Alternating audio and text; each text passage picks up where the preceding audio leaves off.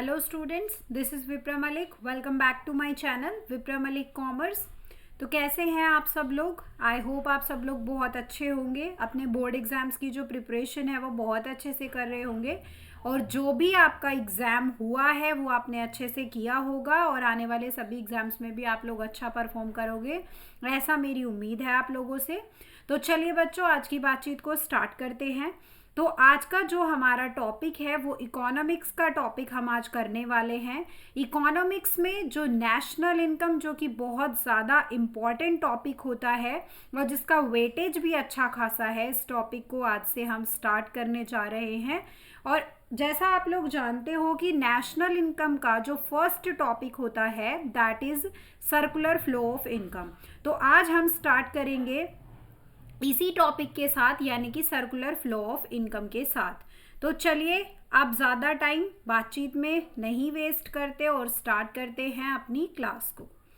तो सबसे पहले जब आप मैक्रो इकोनॉमिक्स पढ़ते हो, आप मैक्रो इकोनॉमिक्स पढ़ते हो तो आपका जो टॉपिक शुरू होता है वो होता है नेशनल इनकम, है ना। सबसे पहले आपकी जो शुरुआत होती है वो होती है नेशनल इनकम के साथ। और नेशनल इनकम में आप सबसे पहले पढ़ते हैं सर्कुलर फ्लो ऑफ इनकम। तो इसका मतलब ये है कि आप इसी चैप्टर में जो बेसिक्स होते हैं उनको भी आप पढ़ते हो, यानी कि आप इस यूनिट से अपने बेसिक्स की भी जो बातचीत है मैक्रो इकोनॉमिक्स की वो स्टार्ट करते हो। तो इसीलिए इसी चैप्टर में आपको सबसे पहले देखने को मिलता है मैक्रो इकोनॉमिक्स का मीनिंग, यानी कि मैक्रो इकोनॉमिक्स का मीनिंग क्या होता है, किसको बोलते हैं हम मैक्रो इकोनॉमिक्स। तो it is that part of economic theory which studies the behaviour of aggregates of the economy as a whole. यानी कि मैक्रो इकोनॉमिक्स एक ऐसी इकोनॉमिक थ्योरी है जिसमें हम लोग पूरी इकोनॉमी को एज अ होल पढ़ते हैं। तो पूरी इकोनॉमी को एज अ होल पढ़ने का मतलब क्या है?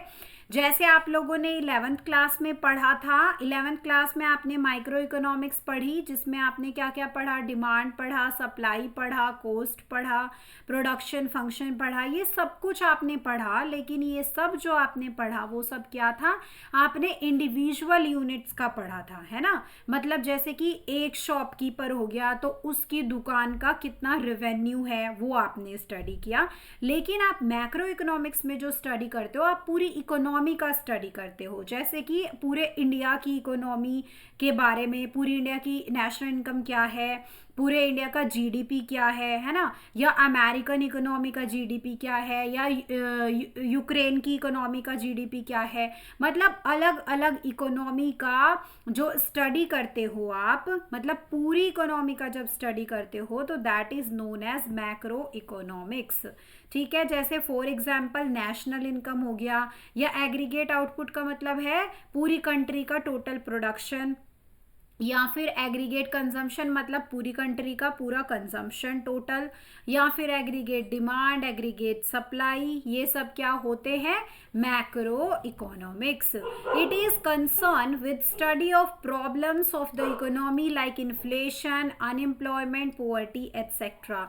यानी कि अगर मैं बात करूं कि जब हम इन्फ्लेशन यानी कि महंगाई की प्रॉब्लम को स्टडी करते हैं, जब हम बेरोजगारी यानी अनएम्प्लॉयमेंट की प्रॉब्लम को स्टडी करते हैं, या हम पुअर्टी यानी गरीबी की प्रॉब्लम को स्टडी करते हैं, तो ये सारी की सारी ही जो प्रॉब्लम्स हैं ये हमारी इकोनॉमी के लेवल की प्रॉब्लम्स है ना, पूरी कंट्री की प्रॉब्लम है। तो ये भी क्या होती हैं? Macro economics. ठीक है, चलिए अब पढ़ते हैं कि माइक्रो इकोनॉमिक्स और मैक्रो इकोनॉमिक्स में क्या डिफरेंस होता है। देखो, सबसे पहला देखते हैं मीनिंग।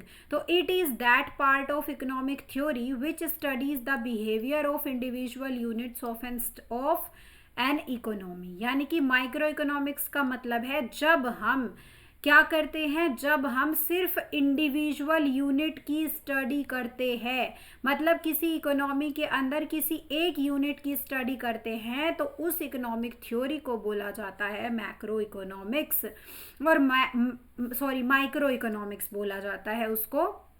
और मैक्रो इकोनॉमिक्स तो अभी बताया मैंने किसको बोलते हैं, it is that part of economic theory which studies the behaviour of aggregates of the economy as a whole. यानी कि जब हम पूरी इकोनॉमी के एग्रीगेट्स को पढ़ते हैं, मतलब पूरी इकोनॉमी को एक ही मानकर जब हम पढ़ते हैं, तो दैट इज मैक्रो इकोनॉमिक्स। अगर मैं टूल्स की बात करूं किसके थ्रू स्टडी की जाती है माइक्रो इकोनॉमिक्स और मैक्रो इकोनॉमिक्स की, तो माइक्रो में हम पढ़ते हैं डिमांड और सप्लाई, और मैक्रो में पढ़ते हैं हम एग्रीगेट डिमांड और एग्रीगेट सप्लाई, यानी कि पूरी इकोनॉमी की डिमांड और पूरी इकोनॉमी की सप्लाई। ठीक है, अब बात करते हैं बेसिक ऑब्जेक्टिव की।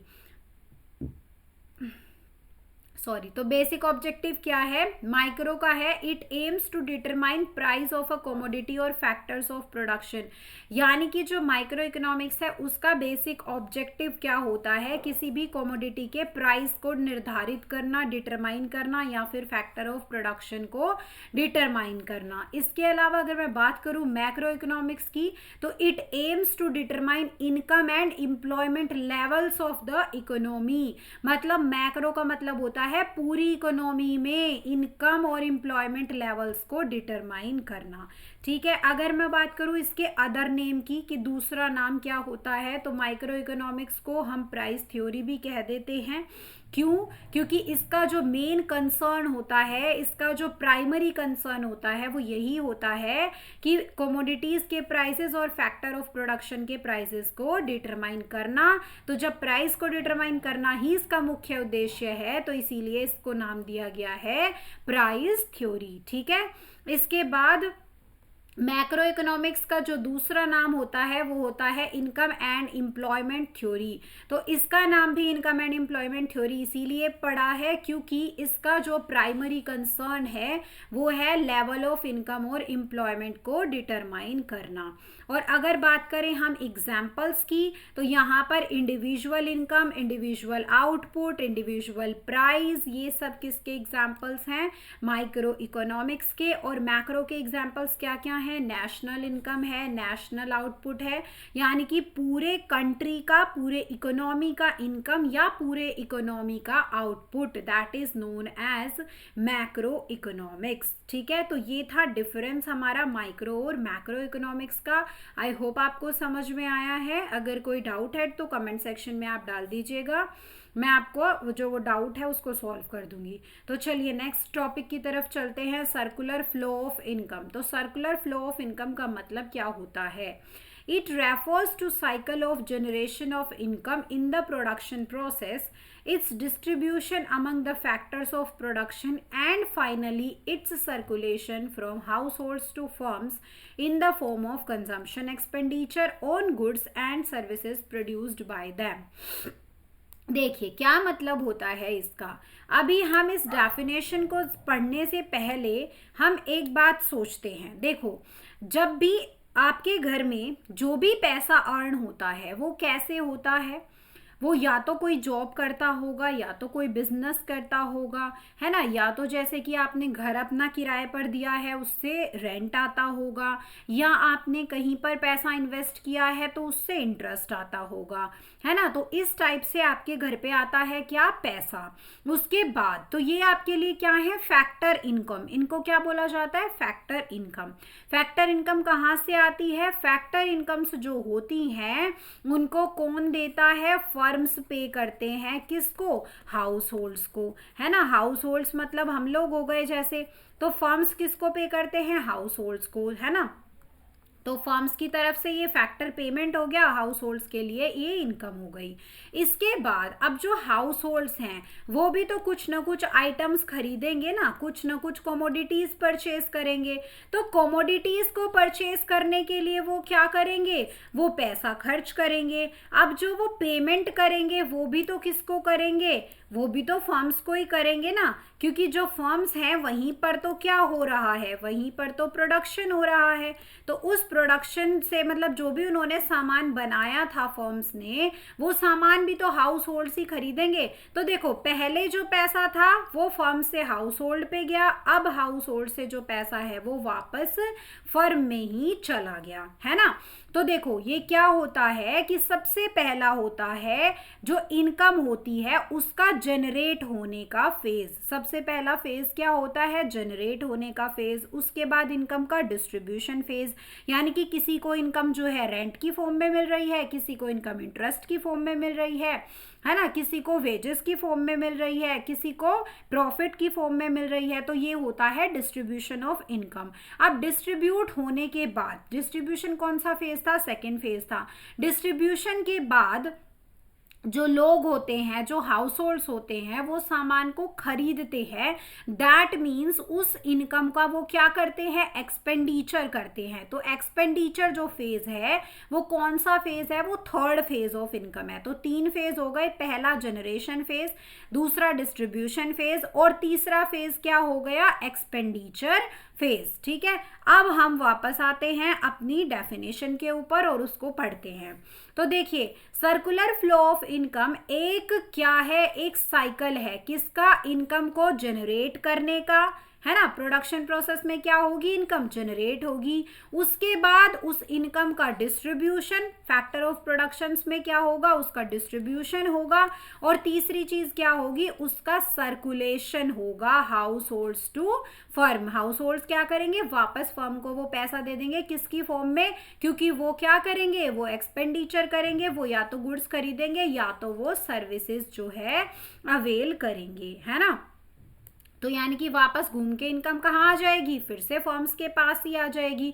तो इसको बोला जाता है सर्कुलर फ्लो ऑफ इनकम। तो income flows first from firms to households in the form of factor payment and then from households to firm in the form of consumption expenditure. Such a flow of income is known as circular flow of income.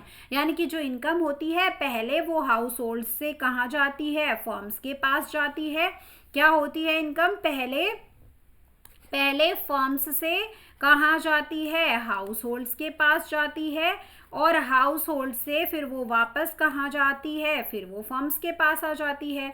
यानी कि firms जो है पहले factor payment की form में वो पैसा दे देते हैं, किसको, हाउस होल्ड्स को ही देते हैं। और फिर ये लोग क्या करते हैं, कंजम्पशन एक्सपेंडिचर के लिए, यानी कि अपने गुड्स और सर्विसेज खरीदने के लिए वापस से क्या करते हैं, पेमेंट करते हैं, किसको, फर्म्स को। और वापस जो इनकम है वो कहाँ आ जाती है, वो इनकम फिर से फर्म्स के पास ही आ जाती है ना। चलिए देखते हैं phases of circular flow of income.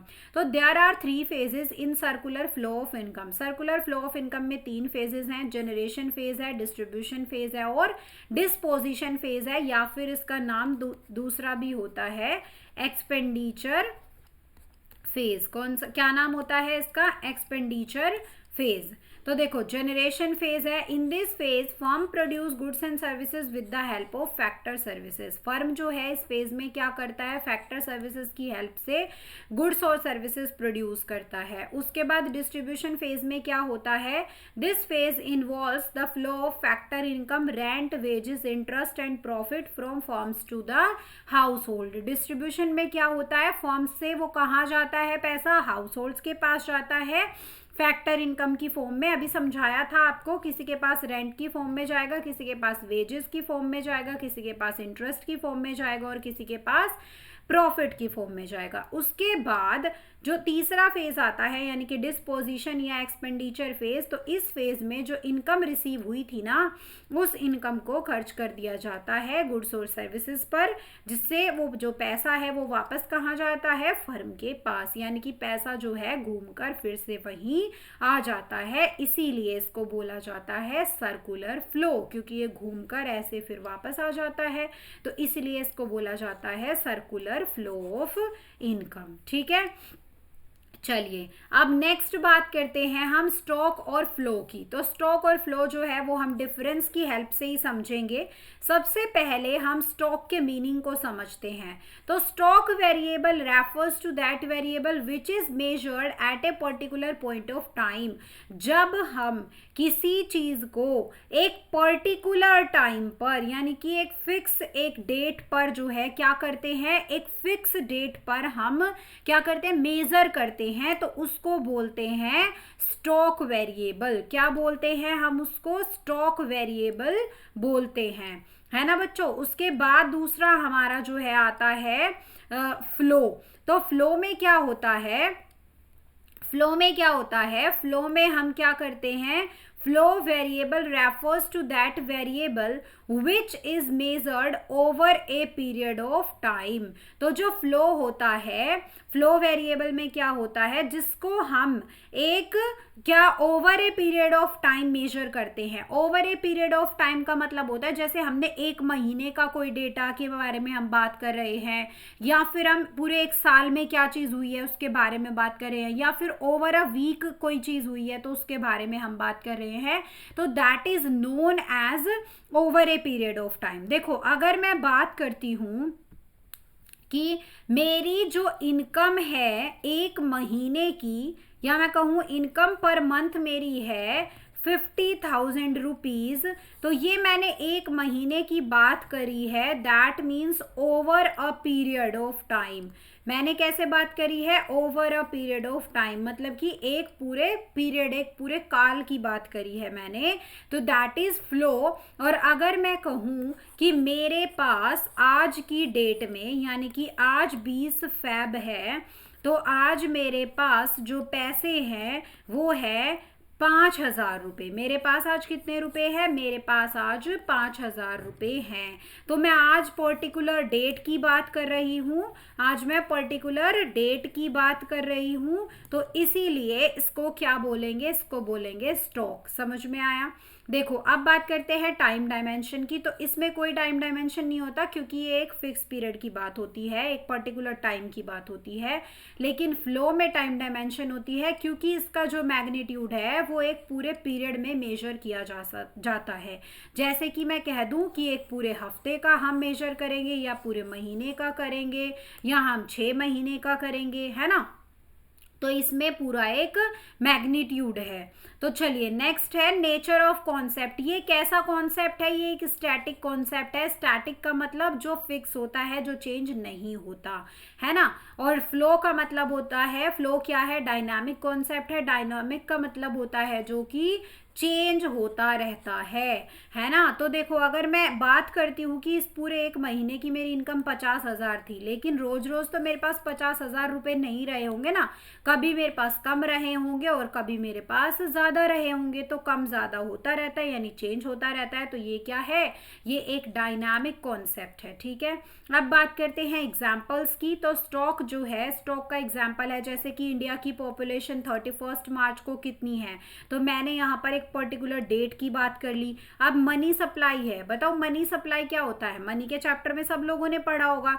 Money supply का मतलब ही होता है कि एक पर्टिकुलर पॉइंट ऑफ टाइम पे, एक पर्टिकुलर पॉइंट ऑफ टाइम पे कितना पैसा है हमारी कंट्री के अंदर, है ना। तो जब यहाँ पर बोल ही दिया at a particular point of time, तो ये भी क्या है? ये भी स्टॉक है।